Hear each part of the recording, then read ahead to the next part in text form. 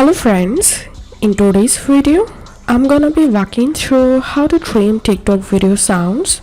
So first of all, I'm gonna tapping on plus icon, tapping on upload, and I'm gonna uploading a dummy photo from my gallery, tapping on add sound, and for example I want to add this sound to my video and I want to trim this sound. So for that I'm gonna tapping on the sound and clicking on the scissor icon.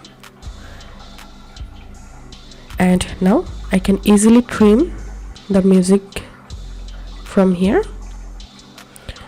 For example, I want to use this music from 16 seconds, so I'm going to selecting here 16 seconds and tapping on done, and that's how you can do it. If this video helped you, give a thumbs up and please consider subscribe to how to do it. Thank you for watching.